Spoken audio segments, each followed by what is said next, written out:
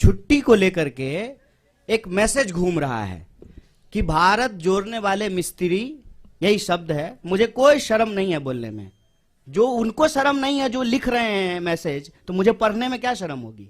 भारत जोड़ने वाले मिस्त्री जो है वो 24 तारीख से लेकर के 2 तारीख तक छुट्टी पे रहेंगे, क्योंकि उनको छुट्टी मनाने के लिए विदेश जाना है। यही व्हाट्सएप पे मैसेज आया होगा, हमको भी आता है।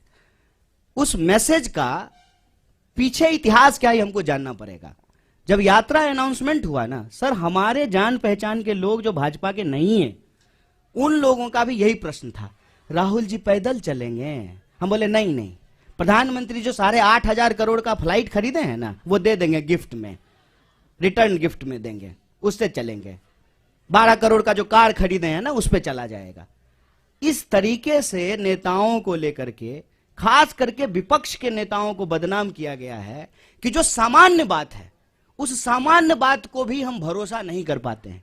और राहुल जी ने बहुत अच्छा जवाब दिया था कि हम कोई इकलौते नहीं हैं, इस देश में लाखों करोड़ों तपस्वी हैं जिनको हम किसान कहते हैं। और कोरोना की बात हो रही है ना, मैं कोरोना याद दिलाता हूं, यही फरीदाबाद शहर है, साइकिल चला करके बिहार के मजदूर गए, पैदल अपने बच्चों को पीठ पे बांध करके जो है मजदूर बिहार गए। तब तो जो है कोरोना नहीं याद आ रहा था।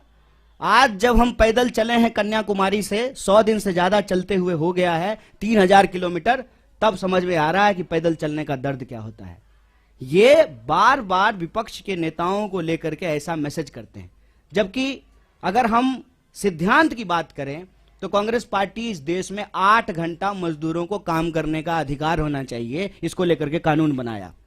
सप्ताह में 2 दिन छुट्टी होनी चाहिए, सैटरडे और संडे, इसको लागू कराया। तो यात्रा में जो लोग चल रहे हैं वो छुट्टी ले रहे हैं, तो ये अमानवीय है क्या? ये अमानवीय उसको लगेगा ना जिसने कभी अपनी पारिवारिक जिम्मेवारी नहीं उठाई।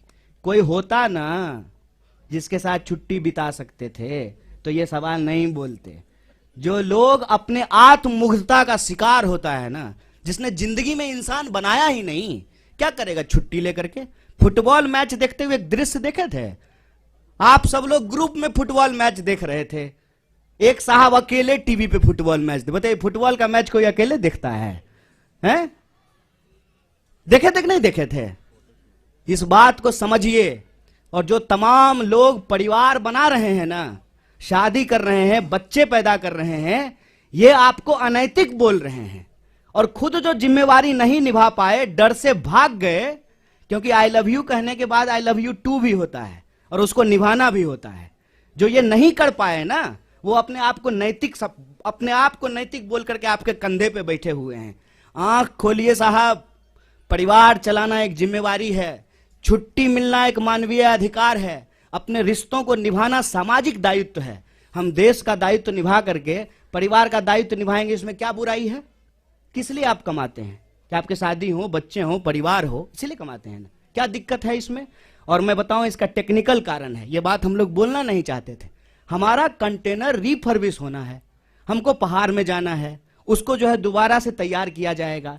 लेकिन इनको मौका मिलना चाहिए यात्रा को किसी भी तरीके से बदनाम करने का। पहले दिन से ये बोल रहे थे कि ये चलेंगे नहीं, विदेश चले जाएंगे। अरे विदेश जाने का आरोप जो है वो हमारे नेता के ऊपर लगता है। अब वास्को डिगामा की चक्कर की तरह जो है दुनिया का चक्कर प्रधानमंत्री लगा रहे हैं। हमको लगता है कि जब प्रधानमंत्री स्वयं इतना विदेश घूम रहे हैं तो विदेश मंत्रालय की जरूरत क्या है? विदेश मंत्रालय तो होना ही नहीं चाहिए। इस तरह से यात्रा को बदनाम करने की कोशिश की जाएगी। मैंने आपको कह दिया 4 बिंदु हैं चौतरफा हमला में।